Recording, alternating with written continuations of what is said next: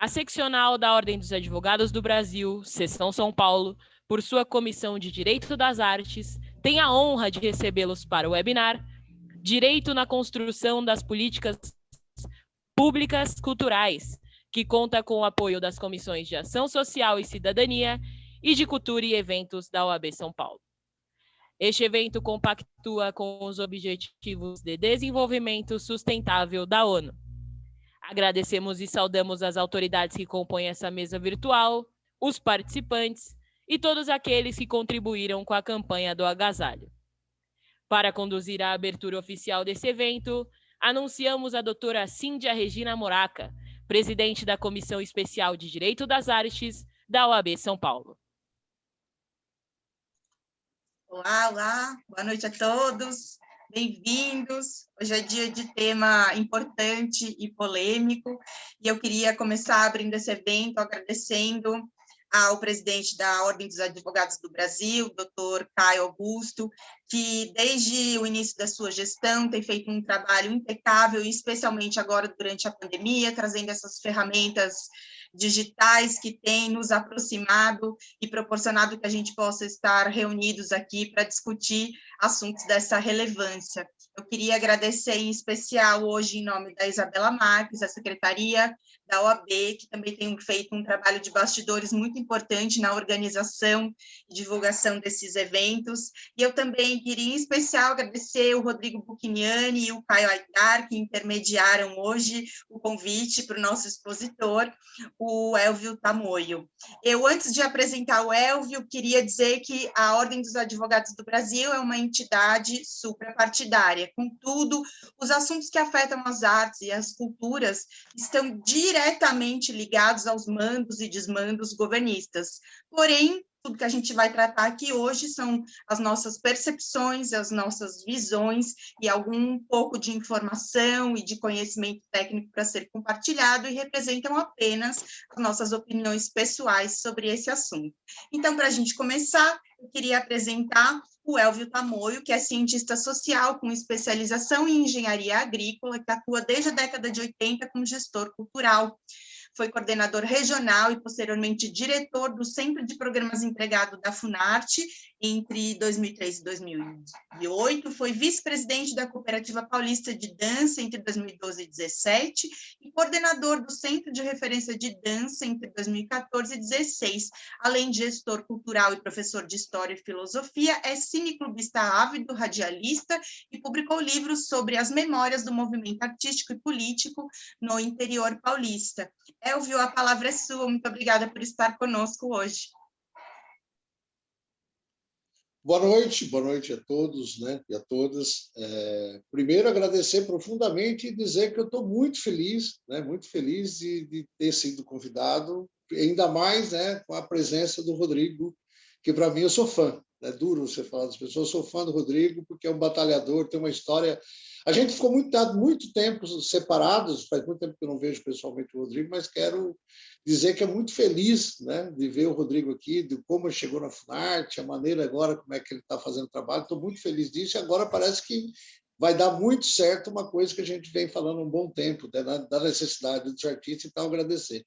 E agradecer o Caio, que foi uma feliz surpresa, inclusive, né, também, né, de conhecer o Caio aqui virtualmente, mas logo nós vamos estar todo mundo junto, né? E, enfim, eu estava aqui pensando, a partir do que a gente conversou um pouco a respeito desse trabalho, acho que, assim, talvez a minha contribuição, mesmo porque quando já passa dos 60, você tem que tomar cuidado, porque até as ideias ficam um pouco defasadas, né?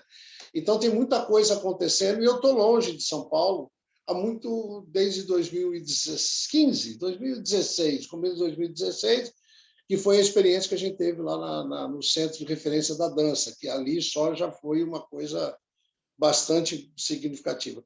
Então, eu vou fazer o seguinte, eu desfiz a ordem, vou fazer um breve roteiro aqui, inclusive falando de como que a gente precisou sempre, né, da questão da arte, né, da urgência da arte, ter um diálogo com o direito, porque eu cheguei a saber dessa notícia, né, de que existia um negócio chamado direito à cultura, com a professora Marilena Chauí na gestão da Erundina, em 89, e muita gente, inclusive eu, não entendi exatamente o que ela estava falando. E muita gente julgou ali que uma gestão nada interessante, mas, ao contrário, eu acredito que se teve um momento em que a gente poderia ter pensado, e nós nunca pensamos nisso, agora estou falando de nós, dessa trajetória toda. A partir de agora, eu acredito que, né, já está mais presente essa coisa do direito à arte, essa necessidade desse diálogo à arte, e dar notícia depois, falar um pouco, que a gente está com um programa desde o ano passado, né? Começou como live, e a partir de agora a gente vai ser um programa de rádio e canal do YouTube, chamado Direito à Cultura, que provavelmente o Rodrigo e Caio vão me expulsar desse programa e vão assumir com o Daniel, com a Lu em Conquista, né? Os advogados com que nessa trajetória toda acabaram se envolvendo. O grande problema de se aproximar de mim é isso, né, Rodrigo? Tu usa até demais, hein, se explicar, né? Bom, gente, a história é mais ou menos o seguinte: eu não consigo separar a minha história daquilo que foi feito. Você estava lendo aí tal as coisas, eu fico olhando e falei, gente, quanta coisa, né? Mas, na verdade, assim, nunca foi uma coisa que eu fiz sozinho. Eu não estou falando isso, uma questão demagógica e tal, mas, assim, sempre, e o Rodrigo sabe disso, né? Funarte, segunda-feira, lembra dessas reuniões do Funarte, né? É absurdo, né? Eu me lembro quando o Gil veio visitar de surpresa na Funarte, chegou e viu aquilo, né? Porque, efetivamente, virou um espaço de pensamento, não só de práticas culturais, né? Mas a história toda começou em 83, né? Faz tempo demais, né? Mas assim, quando de repente uma antiga faculdade de filosofia aqui em Araraquara, estou em Araraquara de novo, né? Vou e volto, Araraquara me puxa, né? Eu tinha uma antiga faculdade de filosofia completamente abandonada no centro da cidade, aonde a gente realizava na frente dela uma sessão de cinema chamada Sessão Zoom, né? Era um cineclube, só para vocês terem uma ideia do que era isso naquela época. A gente fazia uma única sessão de 400 lugares, nós tivemos que passar a fazer 2 sessões, porque vocês imaginam a quantidade do público que a gente recebia em um horário totalmente fora do comum, que era às 10 horas da noite e filmes de direito terminando. Então, nessa mobilização, nesse movimento, a Casa da Cultura ali na nossa frente abandonada, resolvemos ocupá-la, né? Enfim, dentro do que é possível ocupar um espaço público, a gente resolveu ocupar e começamos a fazer. E aí surgiu a necessidade da gente ter um plano de mundo, já que não existia. Eu não sei se vocês conhecem a realidade de São Paulo, né, do interior de São Paulo, principalmente.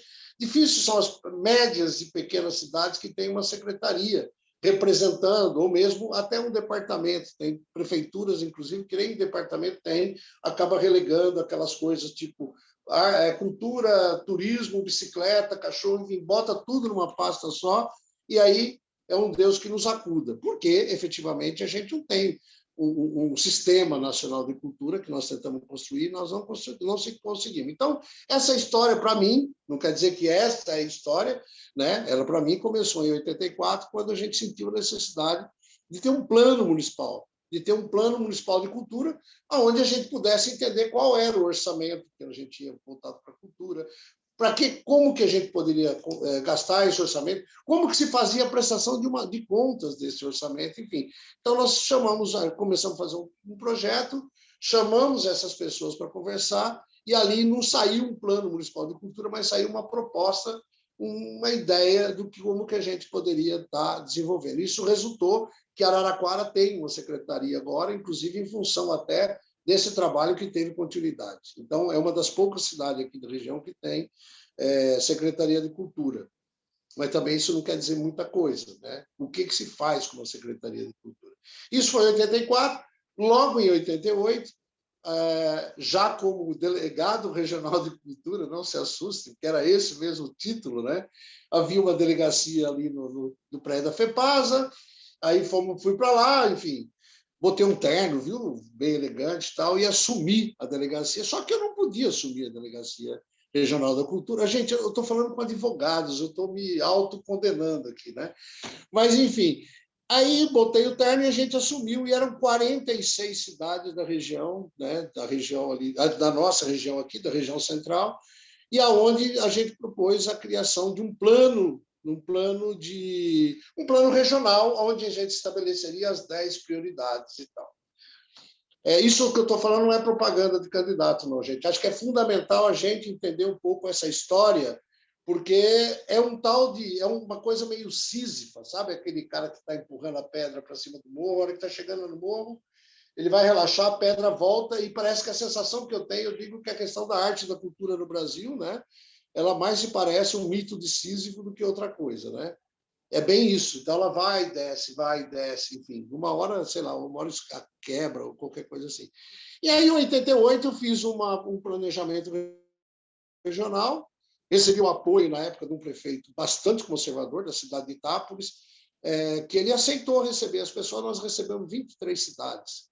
E nessas 23 cidades, a gente estabeleceu as prioridades, as 10 prioridades, né? Para quem participou da primeira Conferência Nacional de Cultura, no qual eu acabei sendo gerente das câmaras setoriais e tal, ele teve um pouco essa estrutura, que era a gente estabelecer os 10. E a primeira pauta, lá em 88, quanto aqui na coisa, era a questão da comunicação. Parece que a gente não resolve mesmo os problemas, né? É engraçado, passa-se um pano. E aí, em 88, a gente fez isso. Eu muito feliz que tinha reunido 40, né, cidades, 20 não sei quantas, mais presenciais. Cheguei para o governador, fui entregar a proposta para o governador e eu ganhei minha demissão, né? E foi aí que eu falei, opa, eu acredito que esse Estado, então, a gente tem que pensar de uma outra forma. E depois de 88, a gente elegeu uma série de prefeitos em 2000 aqui, e muito deles a gente tinha um centro acadêmico aqui, do qual eu fui coordenador, e vários desses prefeitos que foram eleitos em 2000 tinham sido trabalhado comigo lá no centro acadêmico que eu fiz Ciências Sociais aqui em Araraquara, de 83 a 89, né? Eu tranquei, viu, gente? Não vai fazer a crítica de que demorou muito, não, porque eu tranquei, porque eu tinha que trabalhar, fui pai solteiro, aquelas coisas todas, mas enfim. E aí, entre essas prefeituras, vários prefeitos do Partido dos Trabalhadores, na época eu não era afiliado ao Partido dos Trabalhadores, né? E eu fui convidado a ser secretário de Cultura de uma cidade que não tinha Secretaria de Cultura, que não tinha Departamento de Cultura, que não tinha nada da cultura, tinha uma população extremamente carente, né? E com um problema gravíssimo na época, por causa do rio, que uma comunidade tirava, enfim, por uma série de questões. E isso é importante agora, porque eu vou contar uma história bem bacana e rápida, eu não sei como é que está meu tempo, que eu não estou mentindo, né? Mas a história foi mais ou menos assim. Quem me convidou para ser o secretário e tinha com ele um vínculo, né? O prefeito Dudu Bolito, na época, ele chamou para uma primeira reunião tal, e toda vez que eu ia falar alguma coisa, eu recebia a seguinte resposta: não, mas isso não pode. Isso não pode. Era o seu Teixeira, doutor Teixeira, o advogado da prefeitura. Foi o meu primeiro encontro com um advogado na estrutura pública, né? Aí queria fazer uma coisa, não pode. Outra coisa, não pode. Aí, uma hora eu não aguentei, levantei e estava indo embora, né? Falei, o que eu estou fazendo aqui? Aí o pessoal falou, o que você está fazendo? Eu falei, vou embora. Aí ele falou, não, mas como assim? Eu falei, olha, se o doutor Teixeira, que é o responsável pela prefeitura na área de direito, né, o tempo, tudo que eu falo não pode, e ele não me diz como que eu devo fazer, então eu não vou. Para que eu vou ficar aqui, né? Enfim, não tem sentido. E aí até fui um pouco delicado, depois virou meu amigo, enfim, eu também tenho essa tentativa de ter habilidade para poder dialogar, aí numa hora ele virou e falei, mas o que você quer? Eu falei, eu não sei o que você tem que fazer. Você tem que me dizer, o senhor, o doutor, sei lá, tem que me dizer o que eu posso fazer dentro desse escopo do que o senhor está dizendo que eu não posso, né?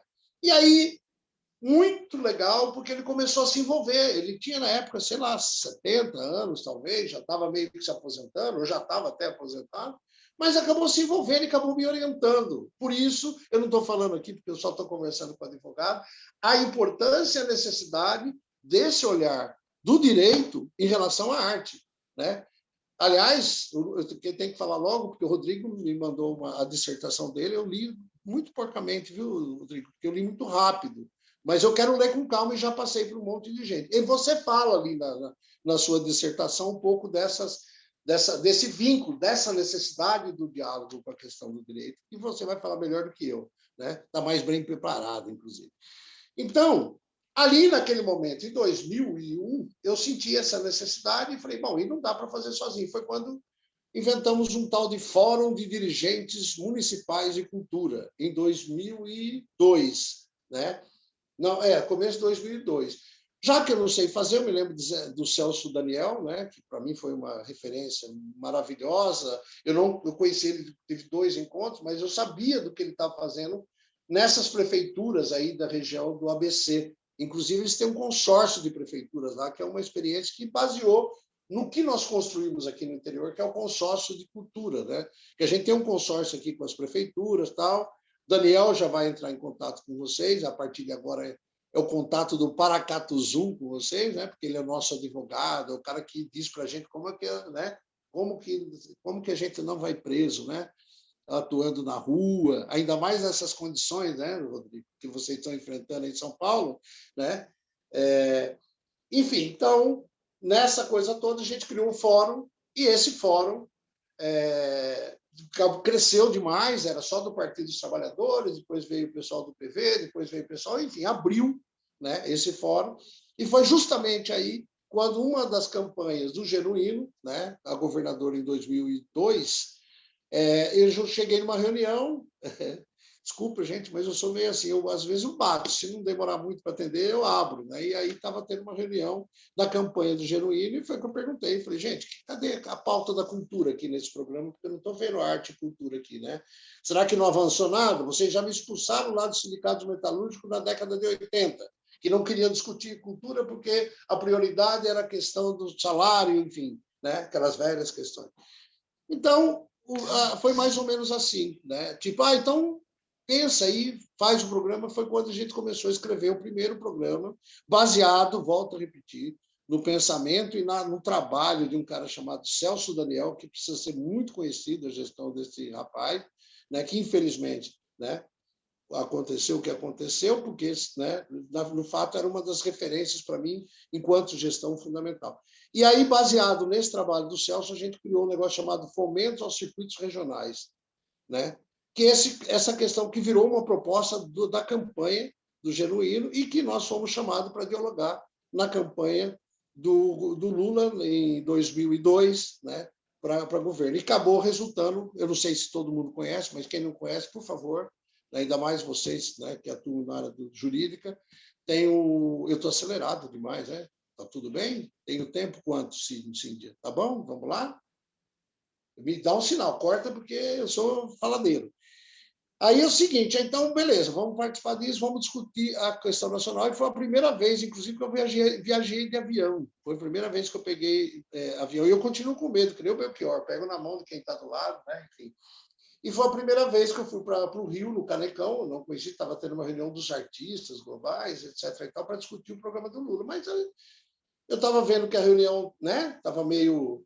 Falei, gente, desculpa aí, mas se vocês não têm uma proposta, a gente tem lá em São Paulo uma proposta chamada Fomento ao Circuito, já estruturadinha, e que acabou virando esse livro chamado A Imaginação ao Serviço do Brasil, que acho que vocês devem acessar, deve ter na internet, bem interessante, porque aí juntou não só dos paulistas, mas juntou o que estava se discutindo no Nordeste, por exemplo, ainda... Felizmente, eu tenho um bom contato com o Nordeste, continuo tendo uma relação muito forte com o Nordeste, e no Nordeste a pauta da cultura e da arte é necessariamente mais avançado, que é meio maluco falar isso, o Rodrigo vai falar depois aí um pouco do circo, mas você vai perceber que o Nordeste tem um pouco essa pegada toda. Bom, virou dessa coisa do fomento, uma das pautas que tinha era a necessidade da construção de uma política pública de cultura. E aí veio um erro muito grande, que foi a gente não ver a cultura naquele momento que a gente estava com toda a mobilização, com todas, inclusive com a OAB, na época, eu não vou me lembrar agora o nome até, mas a OAB, inclusive, tinha 2 ou 3 advogados que frequentavam as reuniões, as conferências, que meio que ajudavam a gente para pensar tudo isso. E aí, grata surpresa, o povo do circo, né? Porque o Rodrigo está aqui, mas a minha relação com o circo até hoje é fantástica. Quando teve essa conversa, apareceu todo o povo do circo, ocuparam a Funarte, né? Numa segunda-feira à noite, e calhou de o ministro Gil estar ali presente. A gente já vinha discutindo ali com os funcionários da Funarte, inclusive da Regional de São Paulo, para a gente estabelecer um edital, alguma coisa voltado para São Paulo especificamente, mas imediatamente foi encampado, e ali saiu o primeiro edital de prêmio estímulo ao circo, acho que eu falei correto, né, Rodrigo? Eu fico falando, olhando para o Rodrigo para ele me corrigir. Ok, obrigado, Rodrigo. Então, assim, aí saiu esse primeiro edital, aí veio um problema gravíssimo, que é outra coisa que seria fundamental anotar aí. Beleza, ok, o prêmio que era para ser 400 mil, me lembro que estourou, foi para 1 milhão e não sei quanto, só que aí pinta um pequeno problema. O pessoal do circo sequer tinha RG, tinha casos, estou falando sério, tinha casos do circo que não tinha RG, né? Como é que você vai fazer uma prestação de contas com o Estado se você não tem, né? Como? Não existe. Como você vai repassar recursos? E aí houve um trabalho maravilhoso, né? De várias figuras, eu não vou talvez citar aqui para não esquecer ninguém, mas que já estava no circo e começou a construção de cooperativas. Cooperativa das famílias circenses, cooperativa das escolas de circo, o pessoal do IBH que estava coordenando isso, cooperativa de música, cooperativa de teatro, de dança, teatro existia, de dança, de música, enfim, começaram a surgir essas representações que precisava fortalecer para estabelecer um diálogo, né, com o Estado brasileiro. Então, a gente tinha coisa da prestação da conta, né? Tem muita coisa para falar, mas eu estou aqui acelerando. Mas uma questão que, para a gente, eu acho que o trabalho do Rodrigo, quem ainda não conhece, eu já estou fazendo propaganda, porque ele falou para mim que vai lançar em livro até o final do ano. Foi isso que você me falou. Né? Vai sair livro com apoio da OAB, inclusive, né? Você vai conseguir publicar um livro aí. Né? E aí, o que acontece? Tudo isso começou a acontecer em todas as áreas. E aí, aquela Funarte, que era ali na Alameda Norte, passou a ampliar e virou São Paulo Sul. Depois virou São Paulo Sul-Sudeste. Depois virou aí, acabei indo para a direção nacional junto com o Celso, na época, em 2006.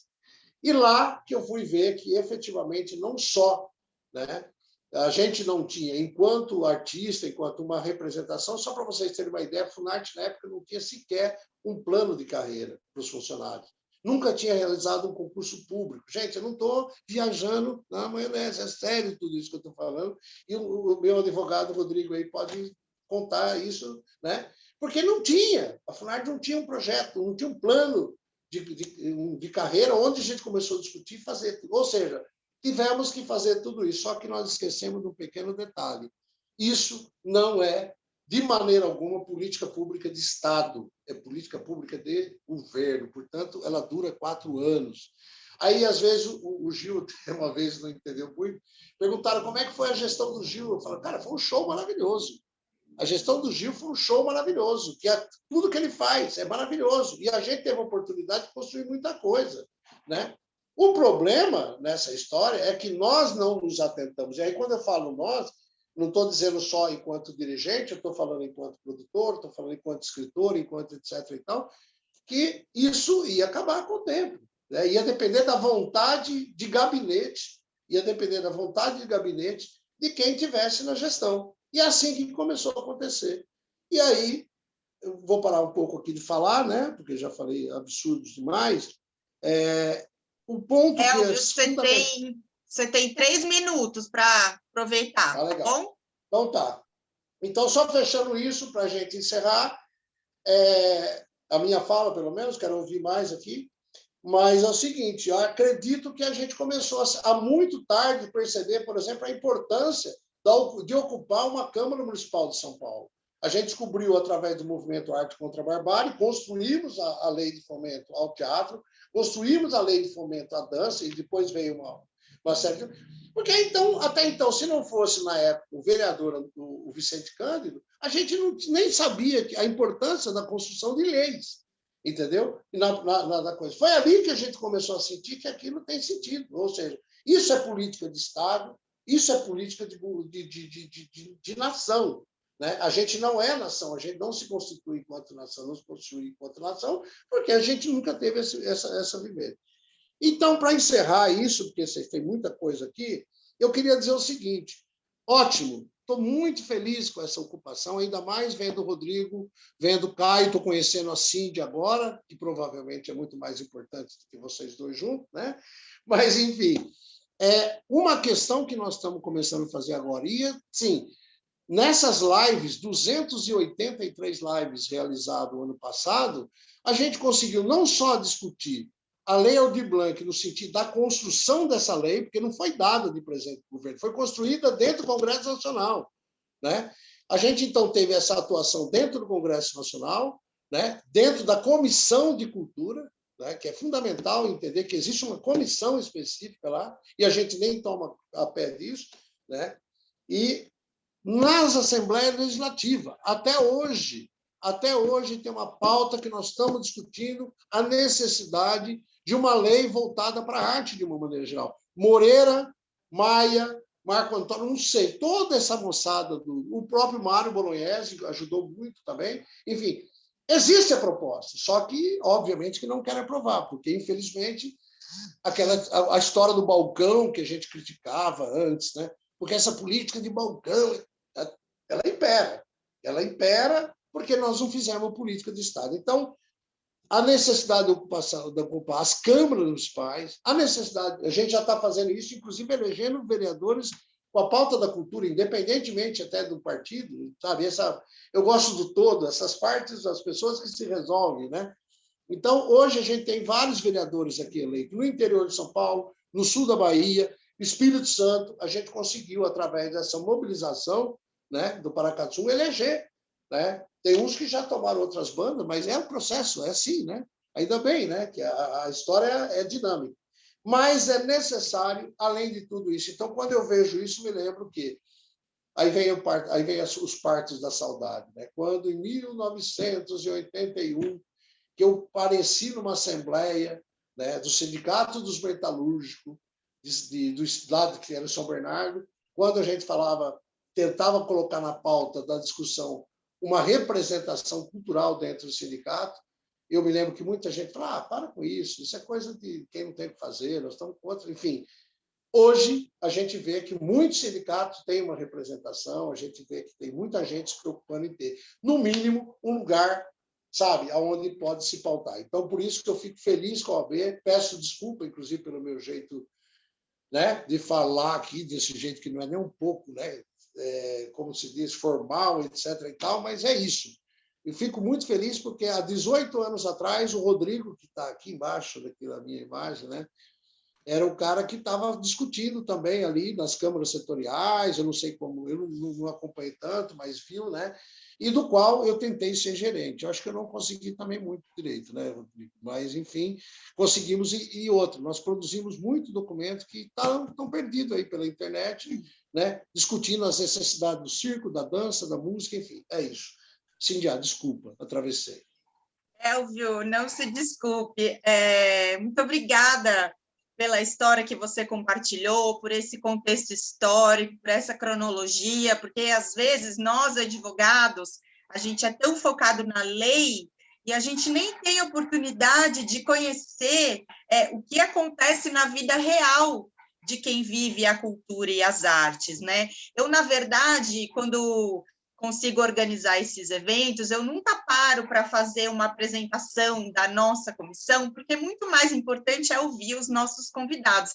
Mas já que você tocou no assunto no meio, eu queria até para os nossos ouvintes dizer que a Comissão de Direito das Artes da OAB São Paulo, ela tem um papel de estudos e debate dos temas que afetam a cultura e as artes. Para que serve isso? Serve para que nós, advogados, possamos estar preparados e aptos a orientar quem tenha demandas na vida real. A OAB, ela não tem um papel de ser um advogado popular. Às vezes se confunde. Será que a OAB não resolve isso? Não, infelizmente a OAB não resolve isso. Tem outros mecanismos, inclusive o Rodrigo e o Caio já prepararam aí outros materiais para que produtores culturais, artistas, população em geral e até outros advogados que se interessem em saber o que afeta a cultura e as artes tenham acesso. O Elvio já deu o spoiler aí, que não era para dar, que a comissão está escrevendo um e-book sobre direitos culturais. Não era para falar, agora já falou, né? Mas, eu sabia, não combinava. Imagina, não tem problema nenhum, que não é segredo. Aqui ainda estamos No começo, é um projeto grande, com a colaboração de diversos membros da comissão, inclusive queria agradecer a presença da Daniele Torres, da Genoveva Moura, da Noélia, que são também membros da comissão, estão aqui na audiência, e a gente está, então, cada um dentro do seu expertise, da sua área de conhecimento ou de mais interesse, preparando textos, artigos, numa linguagem simples, que seja de interesse e fácil para que todos leiam, para a gente falar mais de cultura e de arte. Porque eu acho que, a exemplo dos últimos meses, em que vivemos essa pandemia que derrubou todos nós assim de uma maneira assustadora, sobrevivemos de cultura e de arte, né? Cada universo de arte, de cultura, foi assim um pilar de sustento para todos nós dentro das escolhas pessoais. Mas enquanto a gente usufruiu arte e cultura, que às vezes a pessoa nem sabe que quando ela vê televisão aquilo é cultura, que quando ela ouve uma música que aquilo é arte, a gente viu essa derrubada do governo de forma prejudicial, de forma dilacerante mesmo, das nossas políticas públicas, assim, a desvalorização de tudo que a gente tem nesse país que é tão rico. Como eu não vim aqui para falar hoje, eu quero também aprender, eu já queria passar, eu peço desculpas que eu tomei a liberdade para fazer essa parte, mas acho que era um complemento a tudo que o Elvio falou. Então, eu queria apresentar o nosso próximo expositor, que é o Rodrigo Buchiniani, é advogado, mestre em Direito Constitucional pela PUC São Paulo, é especialista em Direitos Culturais, é um membro da Comissão de Direito das Artes. O Rodrigo escreve livros, escreve artigos, é um militante da área da cultura, é um cara do circo, tem um conhecimento vasto aí para compartilhar com a gente. A palavra é sua, Rodrigo, obrigada por estar aqui conosco. Olá a todos, obrigado Cíndia, obrigado Caio, obrigado OAB, a todos aqueles que estão presentes no dia de hoje, ao querido Elvio, e para mim é uma satisfação enorme estar ocupando esse espaço para falar de um tema tão apaixonante que é o direito, né? E ainda mais o direito aplicado às políticas públicas culturais, né? E tomando um pouco de gancho para desenvolver a minha fala, eu conheci o Elvio, eu ainda era estudante de Direito, já envolvido com circo, e quando eu soube dessas reuniões da Funarte para debater circo e tal, aquilo me chamou muito a atenção e foi a partir daí que eu comecei de forma prática e até mesmo um lado ativista, a contribuir com toda essa discussão, né? Depois que terminei a faculdade, eu pesquiso sobre direitos culturais desde 2001 e, viu, Elvio, o que eu posso dizer, a sua atuação enquanto gestor público é aquilo que determina a lei, né? E qual lei é essa? É a Constituição Federal. Então, quando a gente pensa no conjunto de leis que rege a nossa vida, a Constituição, ele é o centro, que ele emana informações para todo o sistema jurídico. Então, você, por meio do seu relato, você trouxe uma experiência histórica e prática de justamente aquilo que é o desenvolvimento da própria legislação. Você, quando fala ali de 83, a gente ainda estava sobre a égide da Constituição de 64, a Constituição da ditadura militar civil que, possamos dizer, prejudicou muito a cultura no país, né? O famigerado Ato Institucional número 5, que foi uma verdadeira caça às bruxas em relação aos artistas e à diversidade, e fora todo o aparato estatal para desenvolver a censura. E quando veio 88, né, e a professora Maria Helena Chauí já falando sobre direitos culturais, estava antenada aquilo que o Constituinte, para pôr fim, de alguma forma, em todas as atrocidades que foi feito pelo regime, estabelecer algumas garantias à arte e à cultura. E dito e feito, o artigo 215 da Constituição, que mais para frente a gente vai poder dar uma olhadinha nele, ele torna dever do Estado em fomentar e incentivar a cultura, como também uma forma de proteger o fazedor de arte ou de cultura, o famoso artigo 5º, inciso 9º, que estabelece a liberdade de expressão artística independente de censura ou aviso prévio. Então, a tamanha foi a preocupação daquele tempo com a liberdade de expressão e a atenção que a cultura merece no país, que colocou no patamar de direito constitucional a questão cultural. Então, quando a gente pensa em direito, né? Hoje de manhã eu tomei a liberdade de ler aqui a introdução à ciência do direito de André Franco Montoro. Ele fala que a palavra direito tem origem no latim, que significa o reto, né? Que significa a linha, um ponto 1 ao ponto 2. E o direito nada mais é, de forma bem simples, é a lei, a norma. Então, quando a gente fala da lei, da normas, é o quê? São orientações de uma política de Estado ao governante.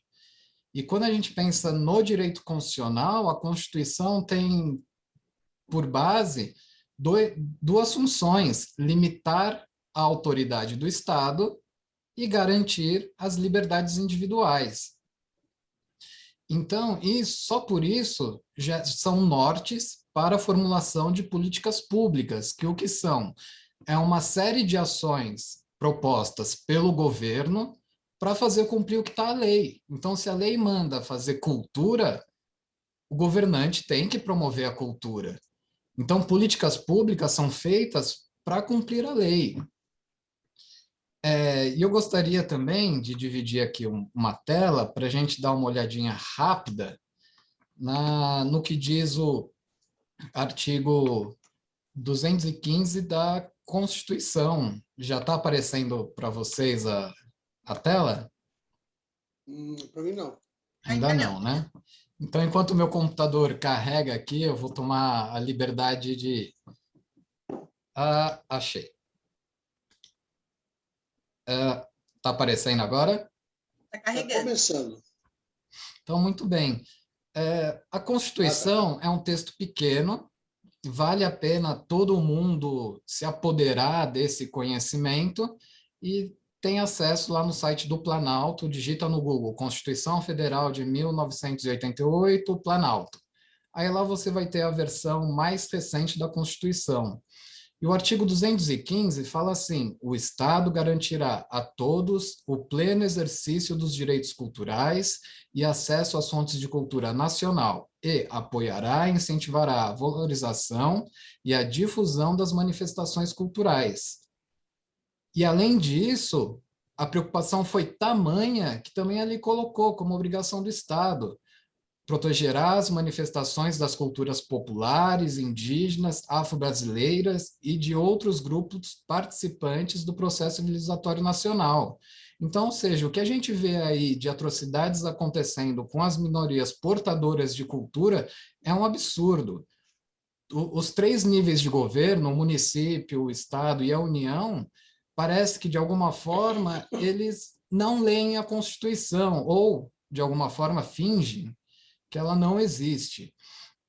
E falando em política pública cultural, está lá o parágrafo 3º. A lei estabelecerá o Plano Nacional de Cultura, que já existe, de duração plurianual, visando ao desenvolvimento cultural do país e à integração das ações do poder público que conduzem à defesa e valorização do patrimônio cultural, produção e promoção da difusão de bens culturais, formação de pessoal qualificado para a gestão da cultura e suas múltiplas dimensões, ou seja, aquilo que o Elvio falou, a importância de se ter servidores especializados em cultura. E quando a gente fala nisso, a gente também garante ali a democratização do acesso aos bens da cultura. Então, ou seja, isso quer dizer o quê? Que todos os fazedores de cultura têm que ter acesso às políticas públicas do governo, como também, bem como toda a população. O lazer é um direito social, artigo 6º. E democratizar o acesso à cultura é promover o lazer. Então, quando a gente pensa em cultura na Constituição, ela está por todo o texto, na qual eu estou destacando esses daqui, né? E a Constituição, ela também traz um conceito do que é cultura, o que é o patrimônio cultural brasileiro, que é o artigo 216. Constituem patrimônio cultural brasileiro os bens de natureza material e imaterial, tomados individualmente ou em conjunto, portadores de referência à identidade e à ação, à memória dos diferentes grupos formadores da sociedade brasileira, no quais se incluem. Olha, realmente, a Constituição dá uma aula sobre direitos culturais, deveria ser matéria obrigatória nas escolas e principalmente na cartilha dos políticos, né? Porque como a gente vê pela fala do Elvio, é uma questão que ainda está se amadurecendo, né? Então, da mesma forma como a Constituição orienta o governante ao que fazer sobre a cultura, na prática, eu tenho a impressão que esse governante ele se esconde atrás da lei infraconstitucional. Se não tiver tal lei, se não tiver tal norma, eu não posso fazer. Mentira! A lei que a gente tem é suficiente, é a Constituição.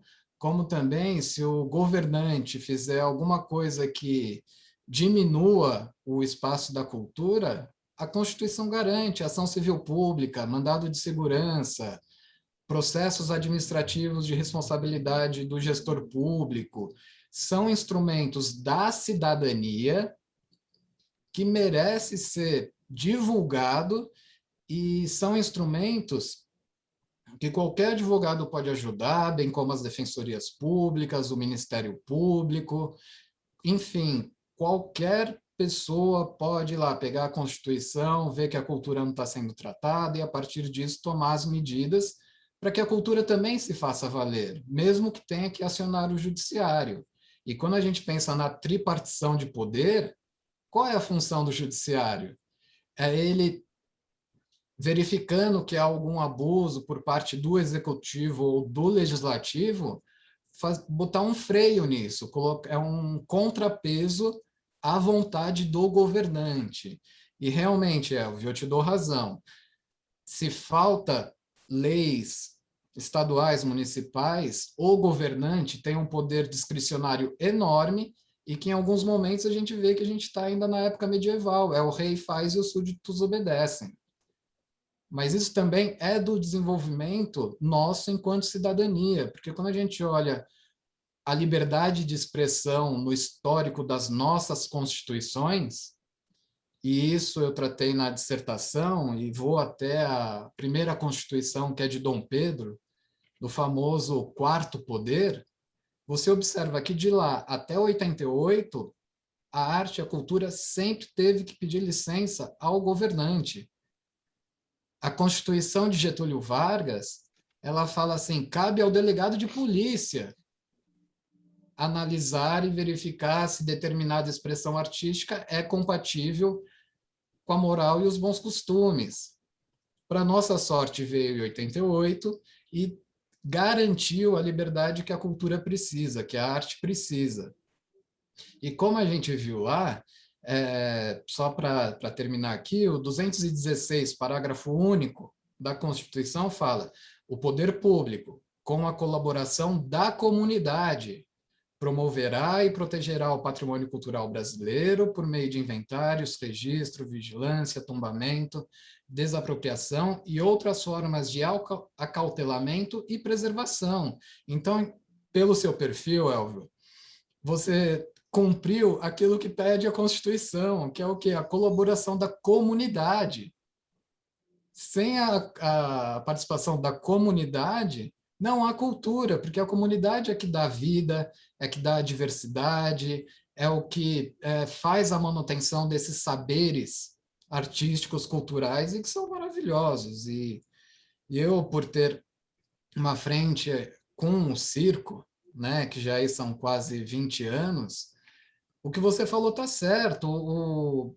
Desde a ditadura militar, de alguma forma, o circense vem aprendendo da importância de ter uma preocupação com documento, uma preocupação com a importância de juntos somos mais fortes, como fazendo associações, cooperativas. A cooperativa dos artistas circenses da Joelma de Araraquara, tive a oportunidade de participar. Realmente, na gestão do Gilberto Gil, na minha opinião, o que ele fez na Funarte, que é a Fundação Nacional da Arte, é aquilo realmente exemplar.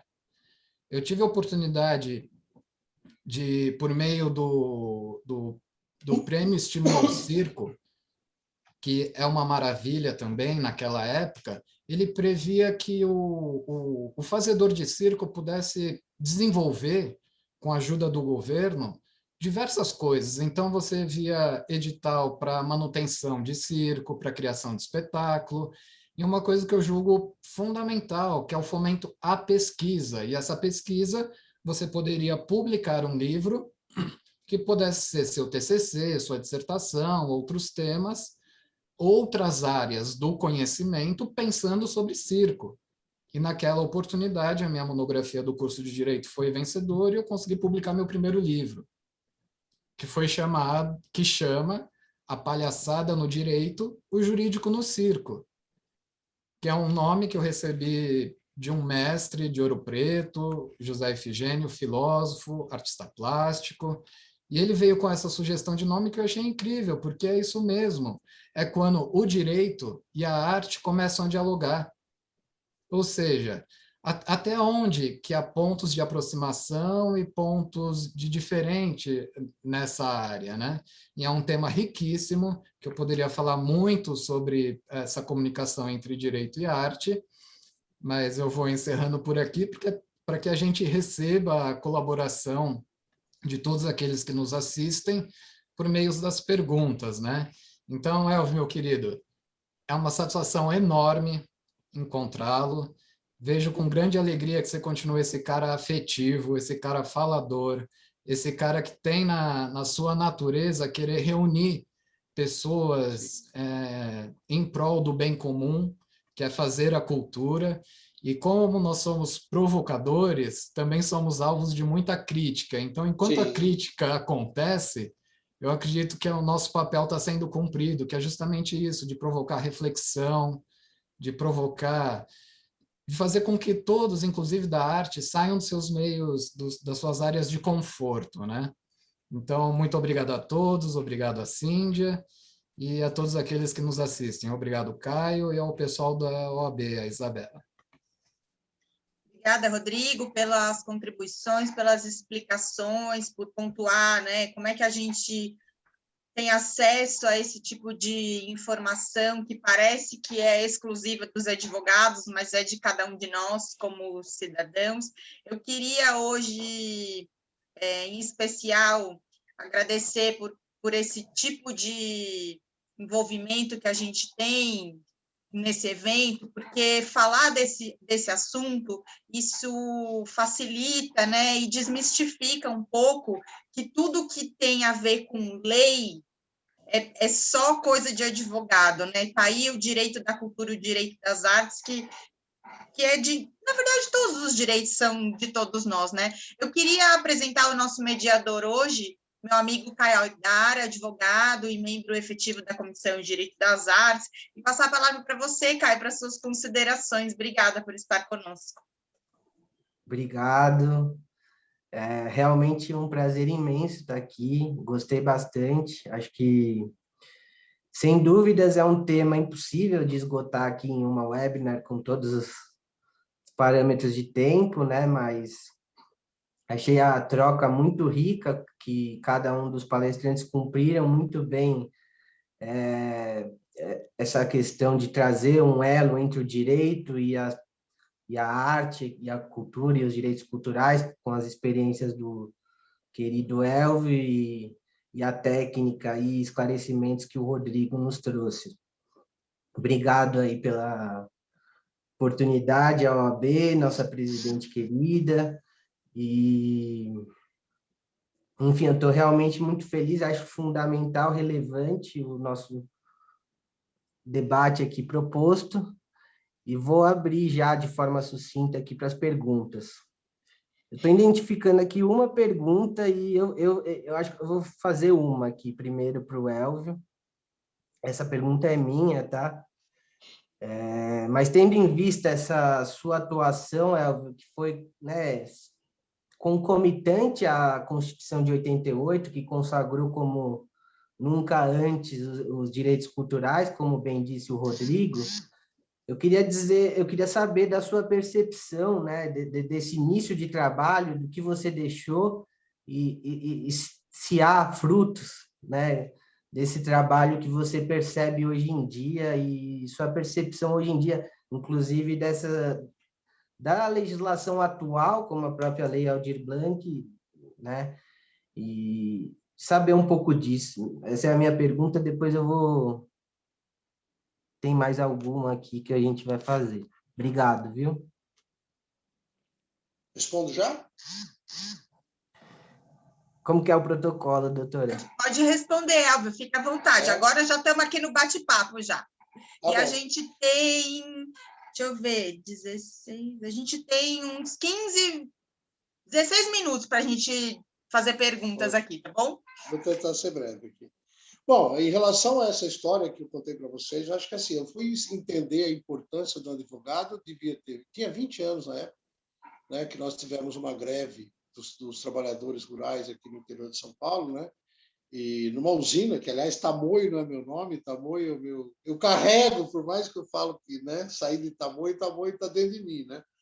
Foi uma greve violenta, aliás, muito mal contada, né, que foi dos cortadores de cana pelos direitos a 5 ruas, umas histórias, enfim, é bem...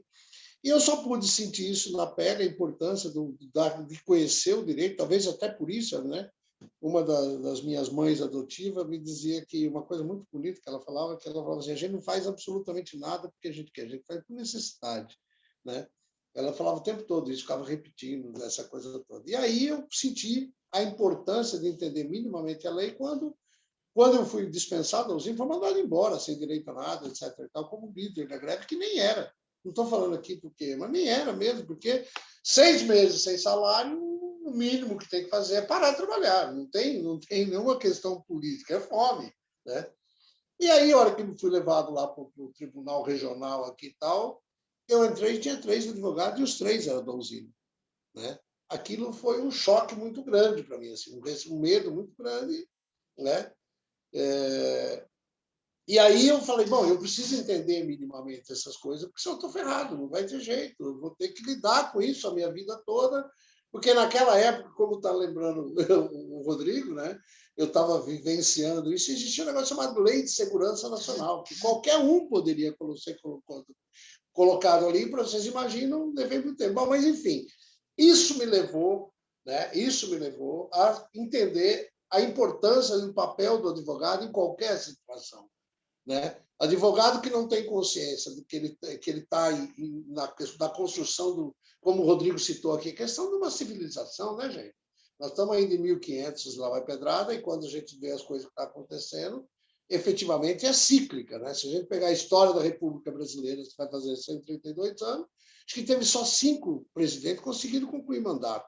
Então, vocês imaginam como é que é essa história. A cada 3 anos, como diz um amigo meu, ou tem um golpe ou uma tentativa dele. A gente, então, como é que é isso? Como é que a gente consegue ter permanência? E falando nisso, me desculpe fazer essa pausa, mas eu preciso reconhecer um erro meu estratégico aqui, que uma pessoa que eu fiz muita oposição, inclusive estava lá na grade, quando derrubou uma grade em 83, né, que o Rodrigo citou aqui, André Franco Montoro, uma das pessoas que, para mim, é uma dos maiores respeitos, fui oposição, até violenta naquela época, e o cara extremamente lúcido, vou dizer, foi o melhor governador, o melhor gestor, né? Eu não tenho nenhum vínculo partidário, etc. e tal, que infelizmente não seguiu em frente, mas o trabalho que ele fez no Estado de São Paulo é fantástico. Então, desculpa o Montoro, eu até olho para cima, porque acho que ele estou para cima, ele era cristão, né? Então, porque realmente isso que o Montoro, que o Rodrigo está levantando, isso que o Montoro fez, essa preocupação, isso ele conseguiu implantar no governo dele. Entendeu? Ele conseguiu fazer essa descentralização, que não se manteve, porque os interesses políticos. Mas o que eu tentando responder a tua pergunta, Caio, eu acredito que é necessário, tanto que a gente inventou essa coisa. O Paracatu Zoom Se você procurar lá oficialmente o Paracatu, não existe, porque eu sabia que ia me dar mais problema se eu tivesse um CNPJ do que não tivesse um CNPJ. Mas o Paracatu é um movimento.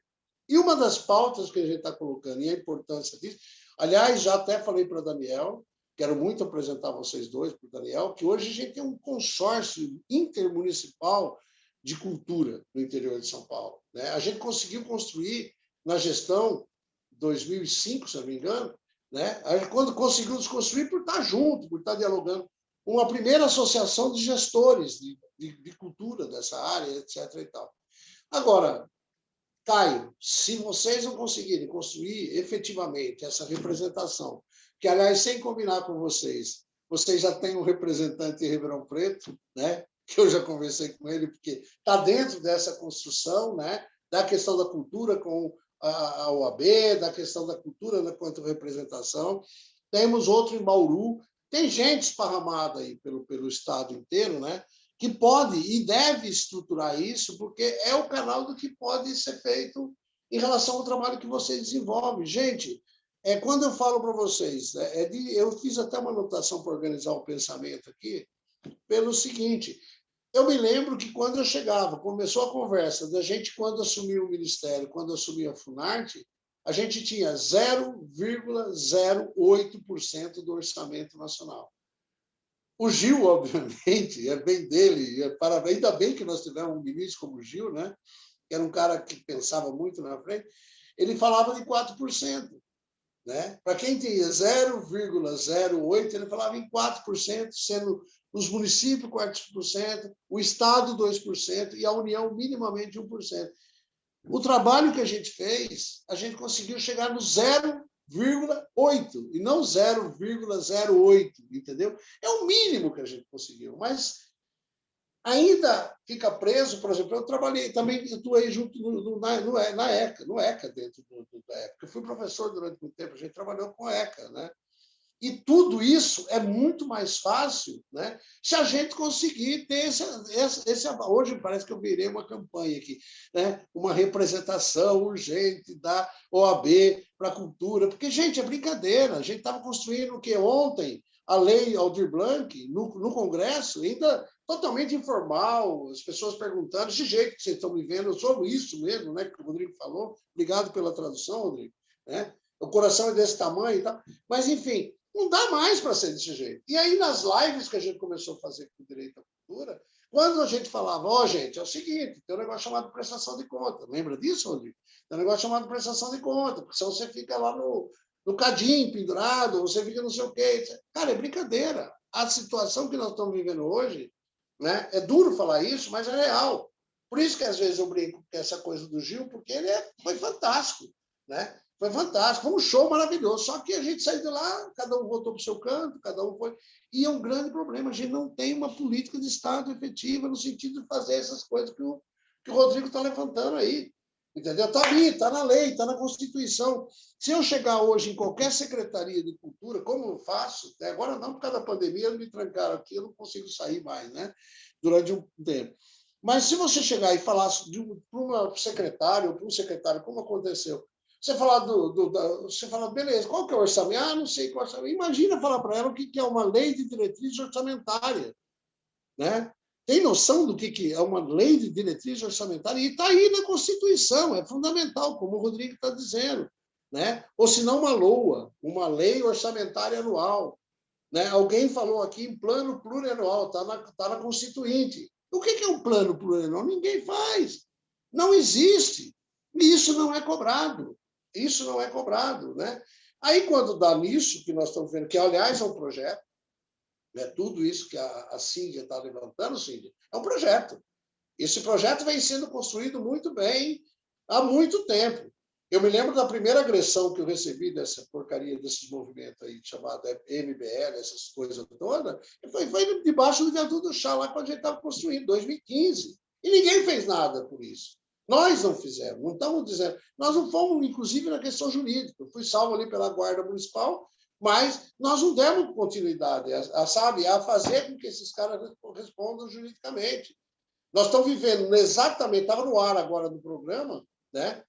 E eu fiquei assustado. O ministro do Meio Ambiente pediu demissão. E vai ficar por isso mesmo? É isso? E vai ficar por isso, entendeu? E vai ficar por isso. O cara comete essa atrocidade. Hoje, no programa, eu entrevistei 2 índios, inclusive, que estão tendo que fazer um trabalho. Um cacique, inclusive, tendo que fazer um trabalho de territorial. É assustador. Desculpa, gente. Estou falando demais, né, Caio? Desculpa. Faz assim, é ó, duro. faz que nem aquela enfermeira no hospital. Faz assim para mim. Chega. Não, é difícil mesmo, e às vezes eu rio de nervoso, parece que não, mas é sério. Me dá tanta agonia ouvir, ler essas coisas, que me escapa um riso. Eu até fiz questão de dizer que é de nervoso, porque é chocante isso, gente, são barbaridades. Em decorrência do nosso tempo, porque a gente tem toda uma estrutura aqui na sala, Caio, eu vou pedir para você, então, conduzir as próximas perguntas, e vou pedir especialmente que o Elvio e o Rodrigo sejam bem sucintos na resposta para a gente poder falar todas as perguntas, tá bom? Vai com você, Caio. Tá, joia. Essa pergunta para o Rodrigo, da Elizabeth, é uma pergunta que vem sendo reiterada para a nossa comissão em algumas reuniões. Elizabeth, eu vou até interromper o Caio para falar que esta sua pergunta ela foi motivo de uma reunião nossa para debater este tópico, o tamanho e a importância do que você perguntou. Eu vou até anotar aqui, vamos lá. Certo, justamente. A pergunta é a seguinte, Rodrigo. A efetividade do acesso independe de lei infra, mas como acionar o judiciário se a categoria dispõe de pouco recurso econômico? Realmente, a preocupação da Isabel é muito comum no setor da cultura, né, que infelizmente associa o acesso ao poder judiciário à questão econômica, que também isso é um mito, é uma fake news, né, para usar os termos atuais, e a própria Constituição dá os caminhos para isso, porque quando a gente trata de uma questão cultural, é uma questão de interesse coletivo, ou seja, está na área de atuação do Ministério Público. Então, as associações, as cooperativas, ou até mesmo o cidadão, né, que ficar indignado com alguma questão cultural ou, de repente, sofre algum ato supostamente ilegal por parte do Estado, ele pode justamente ir lá no Ministério Público, pedir uma reunião, levar esses documentos, vai passar para análise do promotor, que aí lá eles vão deliberar se eles tomam a iniciativa ou não. E também, por um outro lado, pode ir também à Defensoria Pública, se for questão federal, Defensoria Pública da União, se for estadual municipal, Defensoria Pública do Estado, e a mesma coisa, levar na pastinha todas essas questões e mostrar para o defensor que suposto ato do governante fere questões de direito administrativo, como transparência, como legalidade, e ainda com agravante, envolvendo a cultura. Então, é notório que a cultura não tem o tratamento como pede a Constituição, e também pela prática, e isso o Elvio deixou bem claro, a população ela tem sede para consumir arte e cultura. Então é importante também que as associações, a cooperativa e o indivíduo comecem a procurar essas instâncias, né, que é o Ministério Público e a Defensoria Pública. E eu também recomendo que ao longo do desenvolvimento dessas cooperativas, dessas associações, eu sei que a maior dificuldade do mundo é a questão financeira, mas tentem, de pouco em pouco, fazer uma reserva de caixa, uma poupança, que é para você usar justamente para poder ter uma consultoria ou uma assessoria de um advogado especializado. Porque se você tem uma base jurídica, uma parceria com a advocacia, isso com certeza dará maior segurança jurídica para que você possa empreender com arte e cultura de forma a minimizar riscos. E também vale lembrar que o Estado, o governante, não é porque ele emitiu uma norma, e norma não é lei, ou uma portaria, e uma portaria não é lei, que aquilo é uma verdade absoluta. Às vezes, o gestor ele se utiliza de uma linguagem técnica para promover censura. Então, é importante, na medida do possível, ter esse fundo de caixa e ir fazendo parceria com a advocacia, se aproximar da Defensoria Pública, do Ministério Público, para que juntos a gente possa verificar essa sofisticação da censura que a gente está vendo na nossa democracia. Então, eu acredito que dessa forma eu consegui responder a Elizabeth. Se o Rodrigo me permite, eu queria só complementar, assim, que a ideia é também a gente ter em mente que o advogado, ele não precisa fazer parte da sua vida só quando você tem um problema, porque advogado é aquele profissional que você nunca quer contratar, é sempre o profissional que você acha, meu Deus, tem que gastar dinheiro com advogado, que horror! Não é assim, às vezes você ter um parceiro dentro do seu negócio, dentro da sua proposta, alguém que te acompanha desde o começo, e a gente sabe que tudo é uma questão de custos, que a área da cultura e das artes, a gente é sofrido, às vezes, para você conseguir um dinheiro para promover um projeto, mas o profissional da advocacia, ele também é um suporte para que a construção do seu projeto, que ela seja mais produtiva, mais eficaz. Então, também tirar um pouco da cabeça que os advogados só servem para a hora do problema. Você ter um parceiro antes, durante, é importante também. Custos, tem custos. O Rodrigo deu diretrizes aí para quando não é possível pagar um advogado particular. Existem defensores públicos. Você não precisa necessariamente contratar um advogado particular. Você pode ter acesso a uma advocacia que tá ali disponível para todo mundo, tá bom? Caio, com você. Vamos fazer mais uma aqui. As perguntas, pelo que eu li aqui, vão demandar respostas extensas, então vou reiterar para que sejam sucintos e vou deixar aberto para algum dos convidados que quiser responder.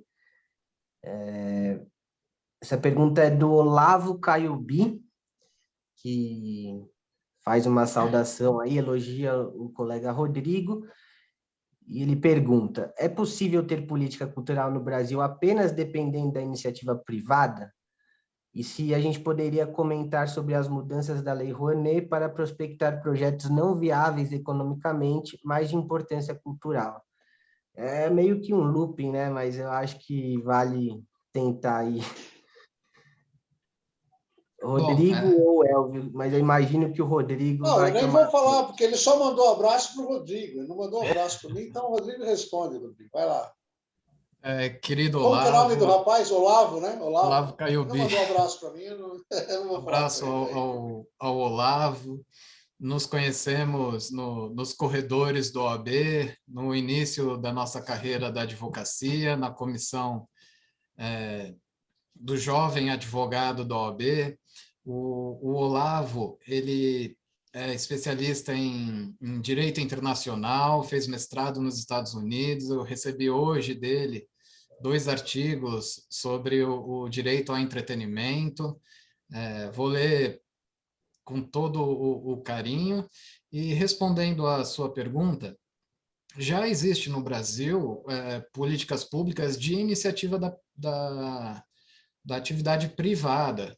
Então, a Constituição ele delega esse dever de incentivar a cultura ao Estado e à iniciativa privada. Então, a gente vê bons exemplos de bancos que têm os seus institutos culturais, a gente vê fundações voltadas à cultura, o próprio mecanismo da Lei Rouanet, que é uma das formas de incentivo à cultura, o incentivo indireto, ou seja, você encaminha o seu projeto para a atual Secretaria de Cultura e eu costumo falar, é como preencher formulário.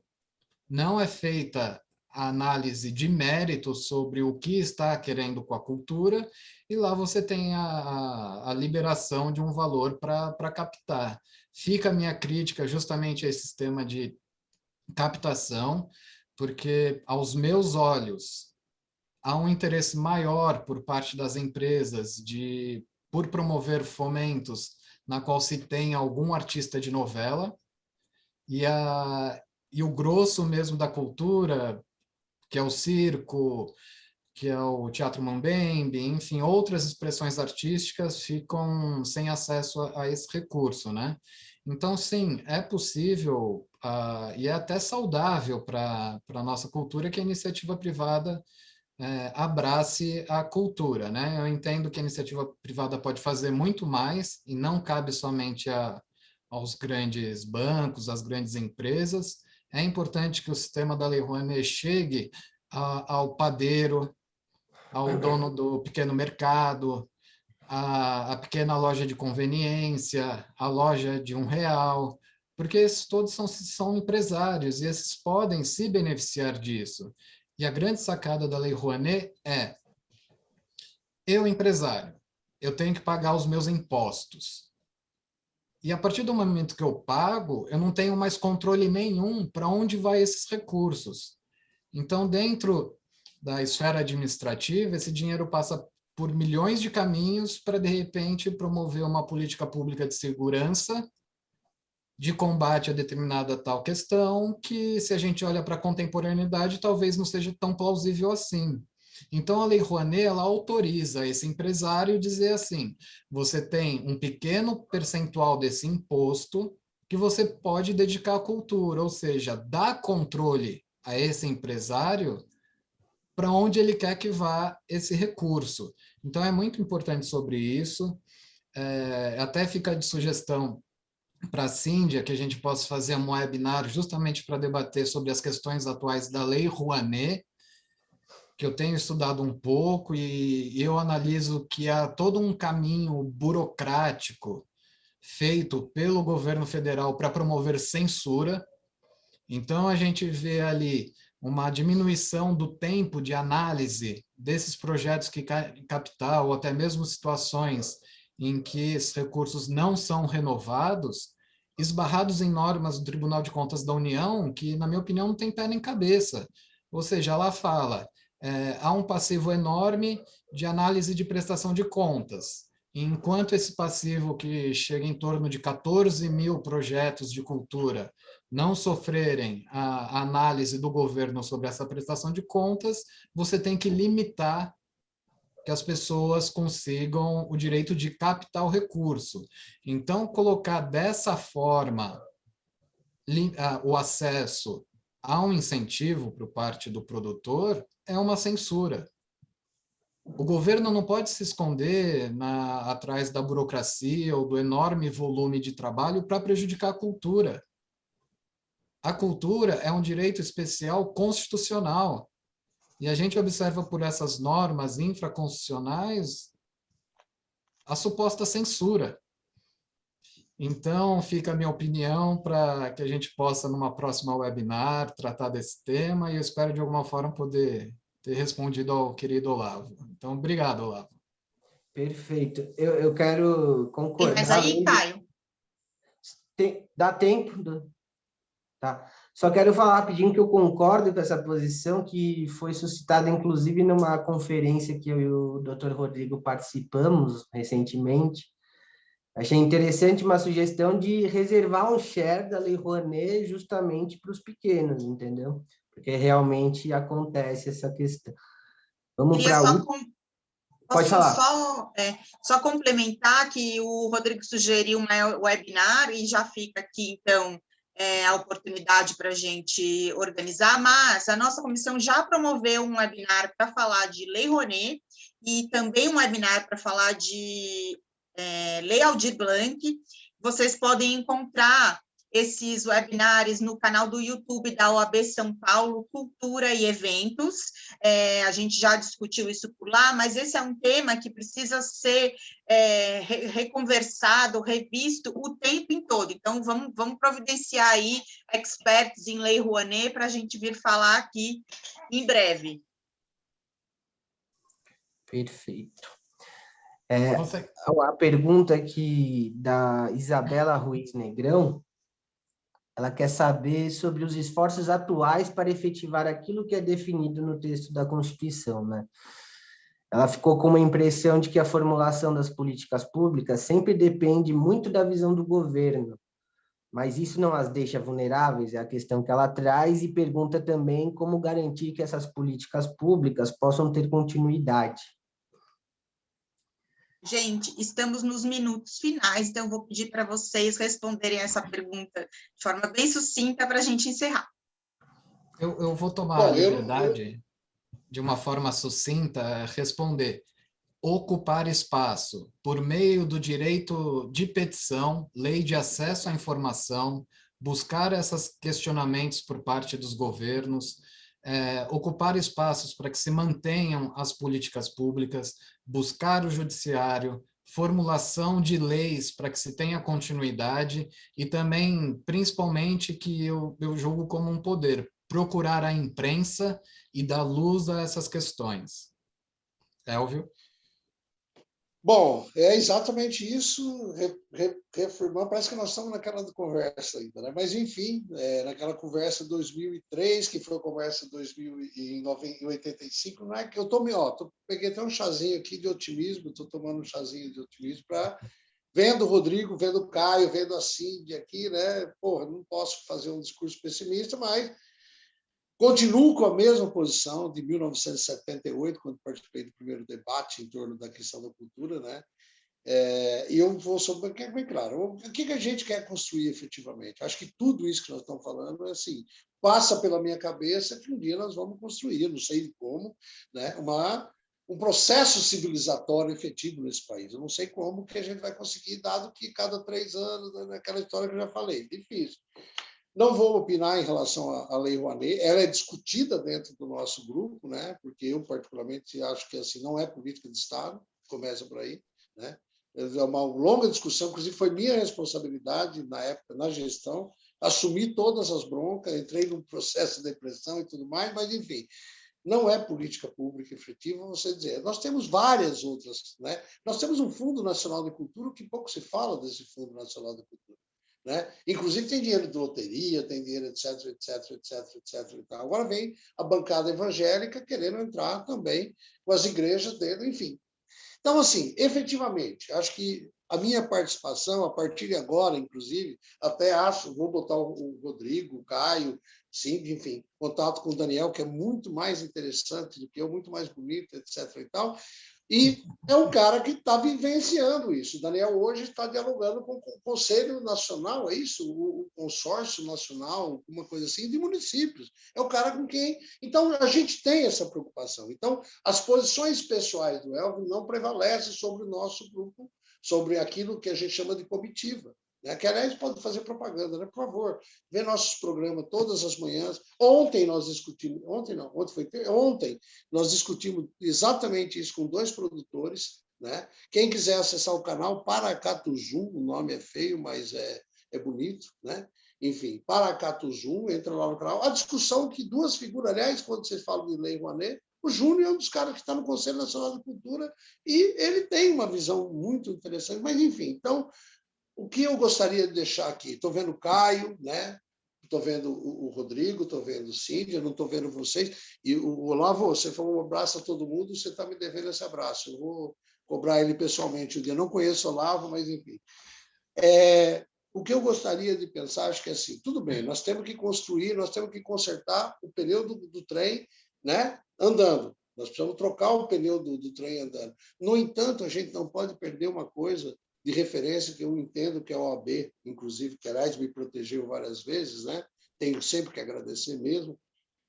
Então, assim, tem que ter uma coisa, uma pauta, que é a questão de um processo civilizatório que a gente vem falando há muito tempo. E eu acho que essa foi a grande contribuição do Gil.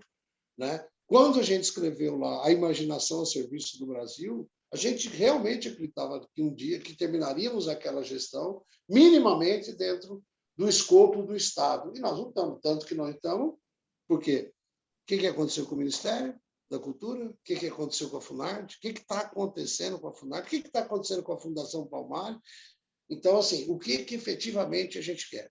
Né? Então, nessa perspectiva, por isso que eu estou falando, chama a gente mais inteligente, mais interessante que eu, porque efetivamente, por aí tem dentro do Paracatu o pessoal que está fazendo essa discussão, né? Então, a minha sugestão é, no caso do ABOB, tem essas questões imediatas, tem essa coisa do advogado popular que a gente conseguiu construir com os trabalhadores rurais, a gente conseguiu construir, como disse o Rodrigo, ocupando espaço.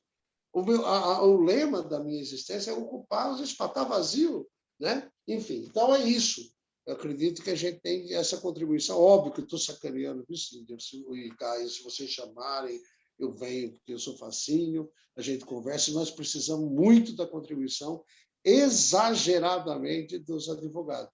E aí, como dica final, quando passou pelo CRD, que todo mundo fala, nossa, você fez o trabalho. Não é demagogia, a gente só fez porque nós tínhamos lá dentro 90 grupos de dança da cidade de São Paulo, a maioria da periferia de São Paulo, que hoje, agora não com a pandemia, mas que a última vez que eles me chamaram, eles estavam ocupando completamente lá o Armelino Matarazzo, depois... Gente, então, assim, é acessar.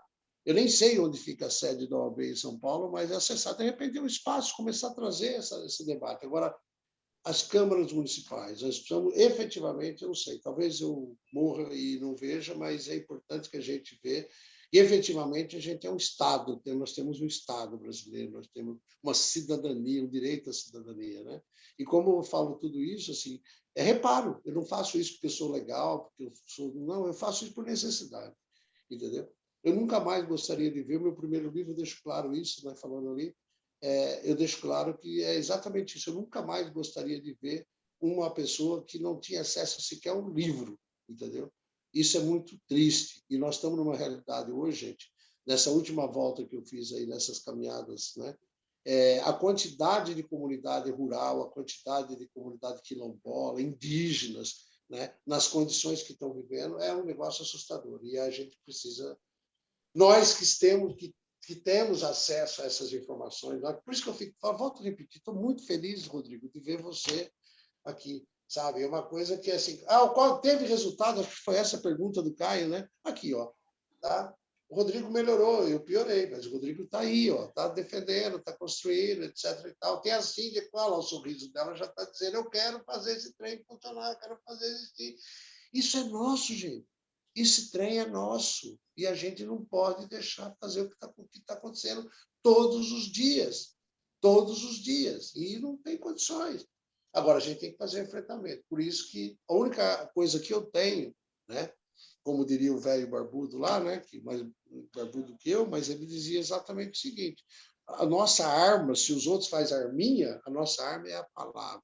A nossa arma é a palavra escrita, a nossa arma é a palavra falada. Então, nós não podemos perder isso, sabe? Isso é fundamental. Volto a repetir, estou feliz demais de ver essa situação aqui, porque quando a gente discutiu lá em 2003, 2004, a gente jamais imaginaria que chegaria nisso que vocês estão fazendo. Então, é isso, ocupar espaço e fazer. Se vocês quiserem saber como pagar os advogados de maneira popular, a gente tem algumas experiências no campo dos trabalhadores rurais. Até sugiro aqui as prostitutas que a gente encampou lá debaixo do viaduto do chá, que elas montaram o sindicato das prostitutas, o projeto Transcidadania, enfim, todas essas coisas que a gente conseguiu ali, né? Enfim. Gente, acho que falei para caraca, não era isso combinado, desculpa.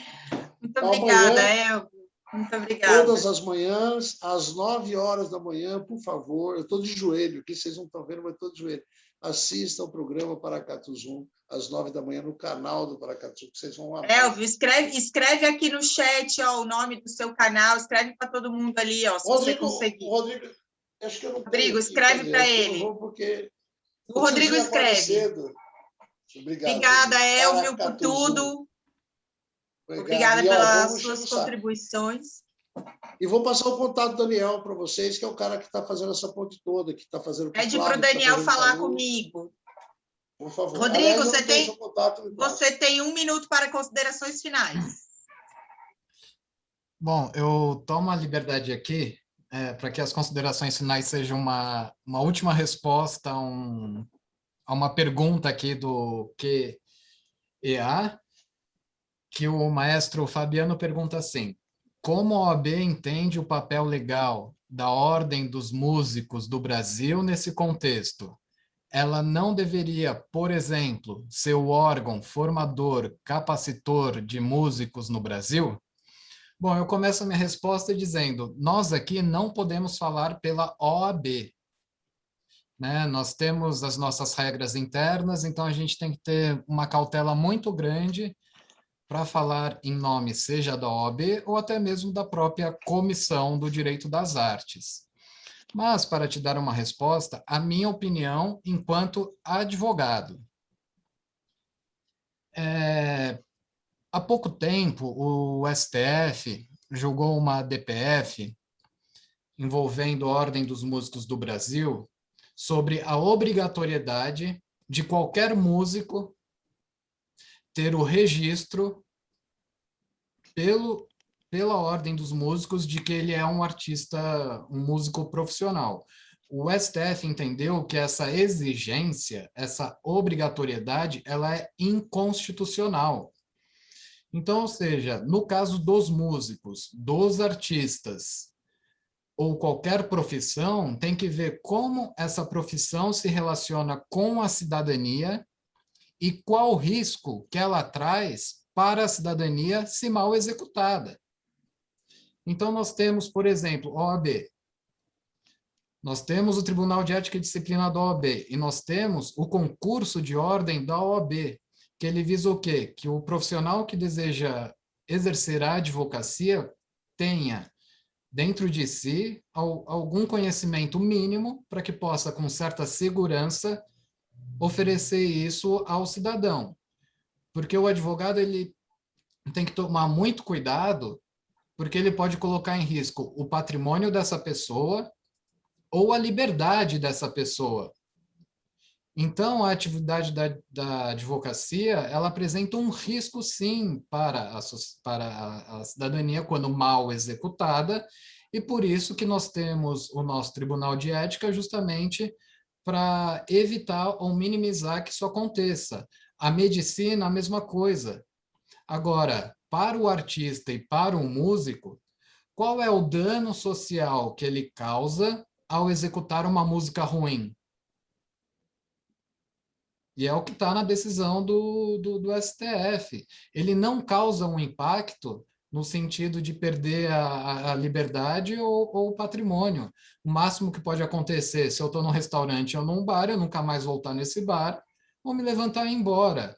Então, pensando nessa questão de risco à sociedade, o STF decidiu que não precisa que o artista, que o músico seja obrigatoriamente tem ali a sua permissão para exercer a profissão pela Ordem dos Músicos. E também tem uma outra DPF com relação aos artistas e já maioria formada para que o artista possa desenvolver a sua atividade sem ter a chancela do Sindicato dos Artistas. Então, eu espero ter respondido a sua pergunta, mas eu destaco a importância da Ordem dos Músicos enquanto associação para estar buscando melhores lugares para a música, atento a essas questões do STF e a liberdade do exercício da profissão, né? Então, é um prazer estar aqui com vocês, eu adoro falar sobre direito, sobre cultura, é óbvio que logo já estejamos todos vacinados e possamos fazer um happy hour ou estar junto dentro de um programa do Paracatu Zoom. Agradecer já estão convocados, vocês todos já estão intimados aqui. Desculpe, presidente, quero terminar o agradecimento com a Cíndia, ao Dr. Caio, à OAB e a todos aqueles que nos acompanham no dia de hoje. Muito obrigado e seguimos em frente. Ô, Cíndia, posso quebrar o protocolo para ler um poema rapidinho? Não vai dar nem um minuto, vai dar 30 segundos. Porque enquanto vocês estavam falando... Antes de você ler o seu poema, eu queria passar a palavra para o Caio, porque nós já estouramos o tempo. Eu também queria que o Caio tivesse as considerações finais dele, por favor. Tá, eu vou ser muito rápido aqui, agradecer. Realmente, vocês dois aí abrilhantaram aqui nosso debate e agradecer também a doutora Cíndia. Muito obrigado, pessoal. Boa noite. Por favor, Elvio, leia seu poema. Na verdade, você falou assim do meu, não vou ler o meu porque é muito ruim, né? Eu vou ler de alguém que realmente tem alguma importância na minha vida, que é um sujeito chamado Américo de Souza, que é um cara que agora deve estar com 80 e poucos anos, né? E ele fica lá enfiado aquelas coisas de gestão que as pessoas vão empurrando, os velhos, etc. e tal. Botaram no fundo do teatro e eu cheguei lá um dia numa crise, não sabia o que estava acontecendo e tal. Em 2006, ele escreveu um recado para mim que virou um poema no meu livro, né? Que chama-se Ziquezira. Porque, olha só o que eu estou dizendo, 2006, o poema chama Ziquezira. Não é um poema também, mas como eu boto no filtro, vira isso. Então, diz assim, ó, depois que pinchei a última boiada na hora do embarque e pendurei o berrante no batente esquerdo da porta, foi que dei uma olhada, dei uma rodada de zóio e percebi em que oco de mundo eu tinha me enfiado. A aparência era a mesma, mas a substância da vila estava tudo demudado. Derriçada de dar dó. O boi caracu estava morto. Seu inhozinho desfalecera de força. Não havia mais gente gigante, só gentinha miúda, como se uma ziquezira danada tivesse bafejado as casas e transformado as pessoas nessa miuçaia fraca, desbaratinada como um formigueiro pisado de bota. Foi aí, então, que bateu aquela pontada no peito, marejou um suor frio na testa e eu tive a certeza de que o mundo nunca mais haverá de ser o mesmo.